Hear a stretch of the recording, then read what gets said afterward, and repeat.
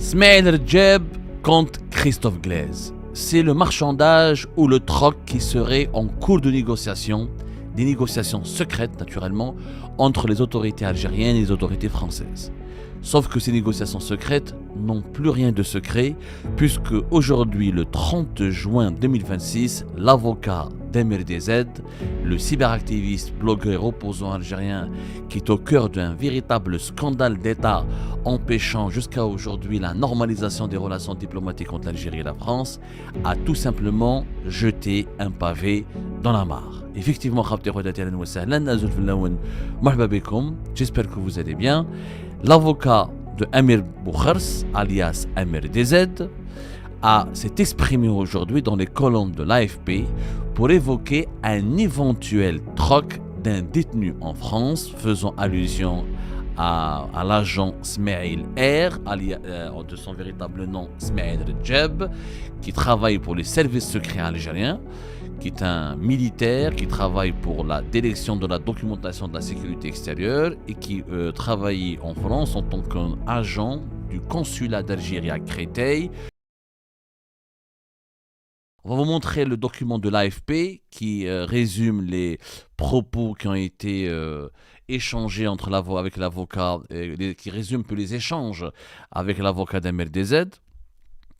L'AFP, le voilà, c'est le document qui date d'aujourd'hui. L'avocat d'un opposant algérien s'inquiète d'un éventuel troc d'un détenu en France contre Christophe Glaise.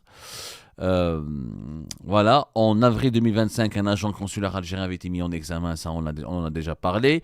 Le 10 juin dernier, voilà ce qu'on nous rappelle, la révélation la plus importante qu'il y a à retenir.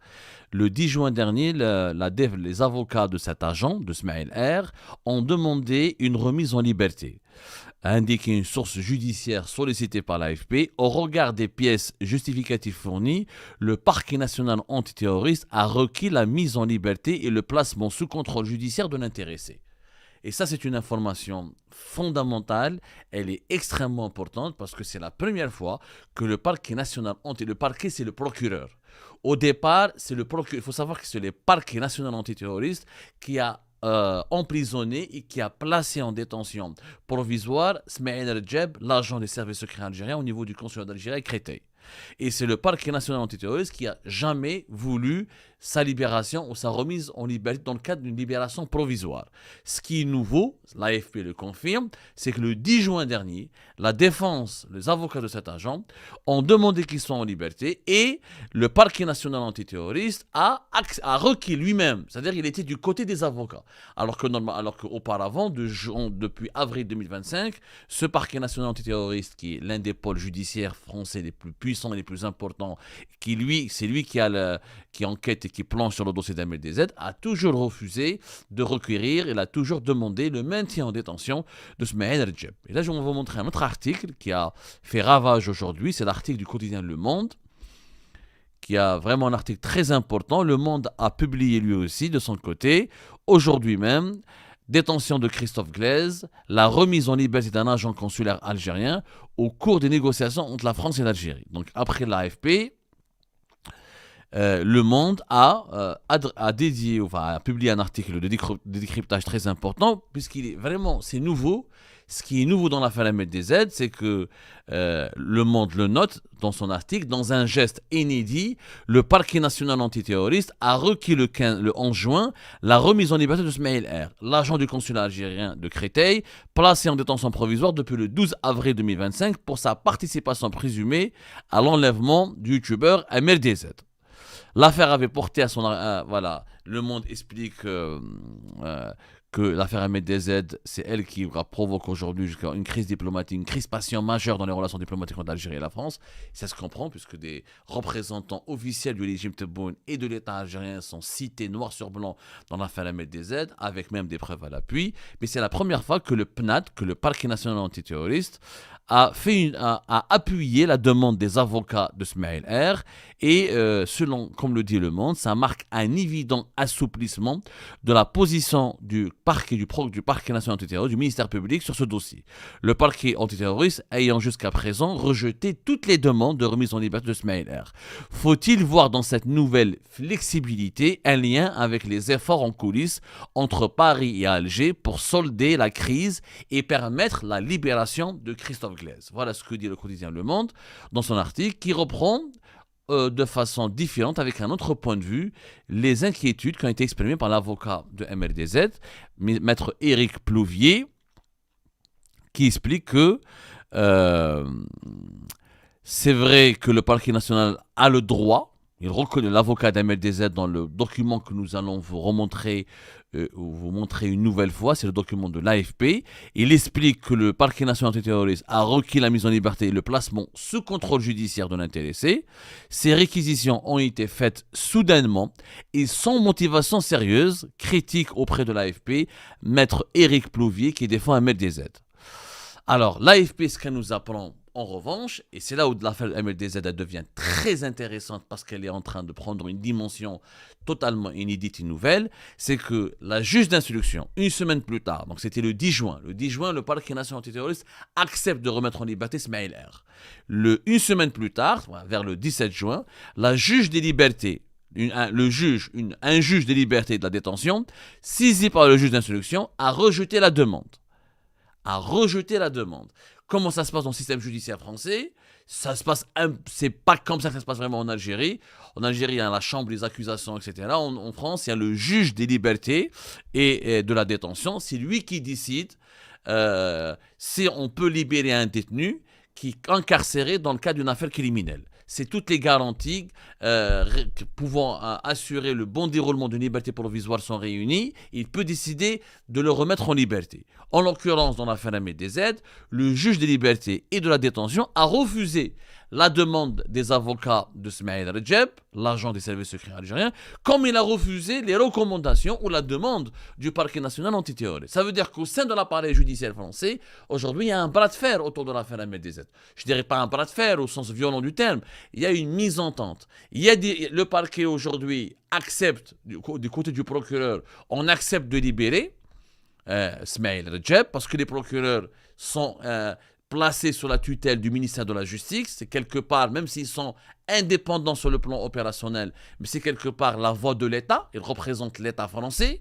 Alors que les juges qui sont indépendants de tout pouvoir politique et qui sont vraiment indépendants à 100%, eux, ils refusent de libérer le principal accusé impliqué dans l'affaire MLDZ.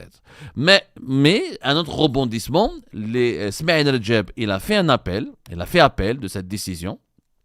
Et selon l'AFP comme selon Le Monde, il y aura une décision qui sera prononcée au cours du mois de juillet prochain, vers normalement le 13 ou 13 juillet.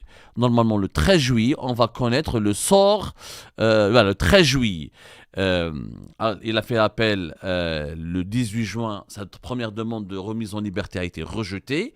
Smaïl Redjeb, l'agent des services secrets algériens et principal suspect, encore une fois, dans l'affaire MLDZ, a décidé de faire appel et la décision finale, la réponse à son appel sera réexaminée le 13 juillet. Donc le 13 juillet, on saura si la justice française va accepter de remettre en liberté le principal suspect dans l'affaire MLDZ.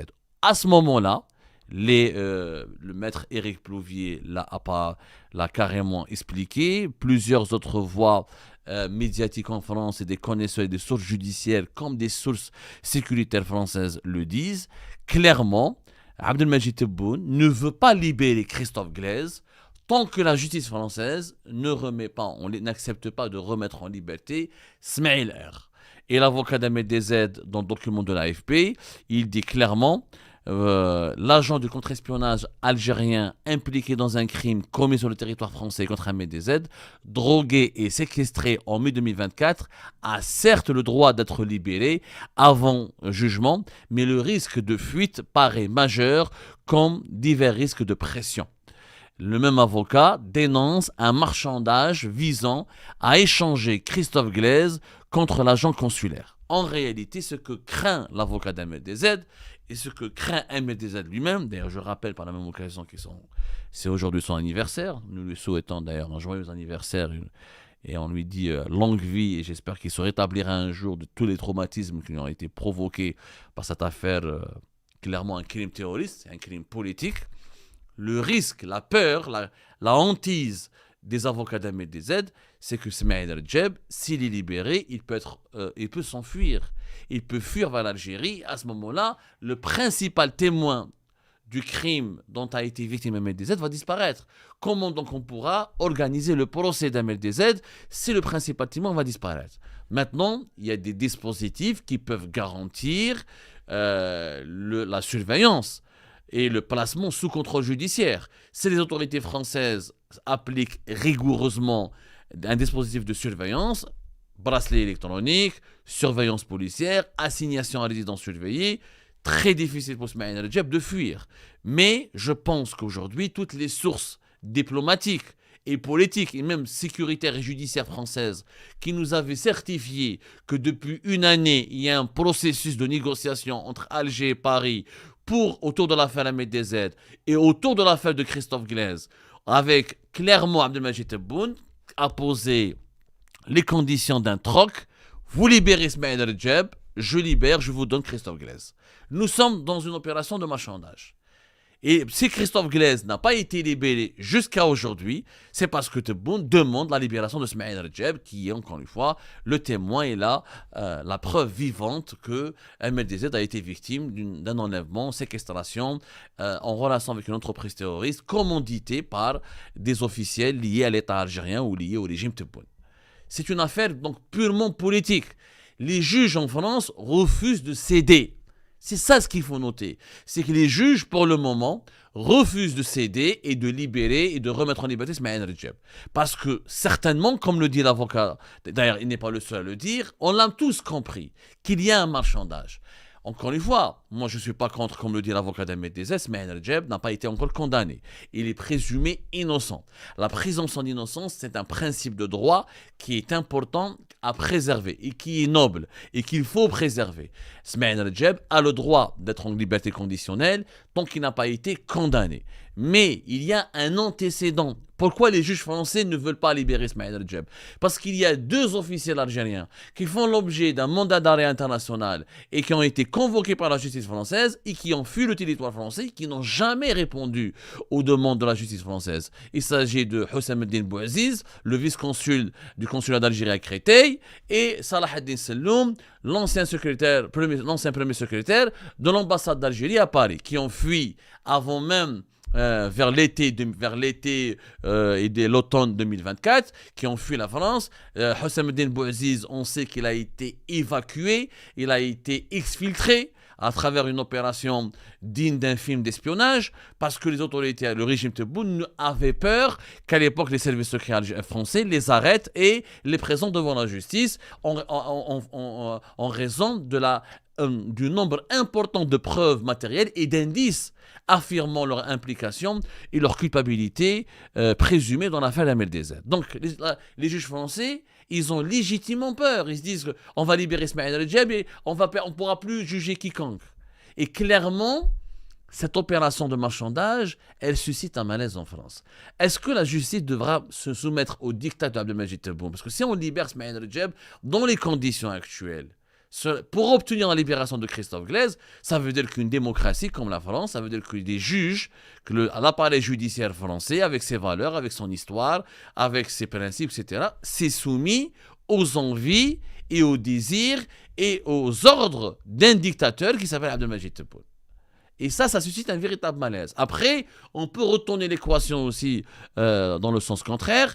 Est-ce que l'État français, c'est pas légitime de sa part de se dire, moi j'ai un compatriote, un concitoyen, il est emprisonné, il est accusé d'apologie terroriste, c'est un journaliste, il n'a rien fait, il est torturé psychologiquement, il est en détresse dans les prisons algériennes. Est-ce que je ne peux pas faire un geste? Clairement, si Smaïl Rajab sort de prison, il est placé sous contrôle judiciaire strict. La justice française n'est pas perdante. Son honneur et sa crédibilité et le procès d'Ahmed DZ peut toujours être garanti, il peut avoir lieu dans les conditions les plus normales avec la présence d'un témoin clé. Maintenant, si Ismaïl Redjeb prend la fuite, comme Salah ad-Din Salem ou Houssam Din Bouaziz, et là, c'est toute l'affaire Ahmed DZ qui va s'effondrer et surtout toute la crédibilité de la justice française, elle s'est effondrée. Aujourd'hui, l'affaire Ahmed DZ place les relations algéro-françaises ou franco-algériennes dans une terrible impasse. Les juges refusent de céder aux pressions politiques, les juges demandent des garanties, mais Christophe Glaise, sa famille et ses proches ont compris le marchandage qu'utilise Abdelmajid Tebboune. Abdelmajid Tebboune utilise la carte Christophe Glaise jusqu'au bout, sans aucune hésitation, surtout sans se poser la moindre, sans aucun cas de conscience. C'est-à-dire, il n'a aucun problème, Abdelmajid Tebboune, à utiliser un otage pour obtenir la libération d'un agent des services secrets algériens impliqué dans une affaire criminelle. L'affaire Ahmed DZ va faire couler beaucoup d'encre et dans les prochaines émissions, surtout dans une émission qui va suivre dans pas longtemps, nous allons explorer ensemble un angle inédit et un angle dangereux.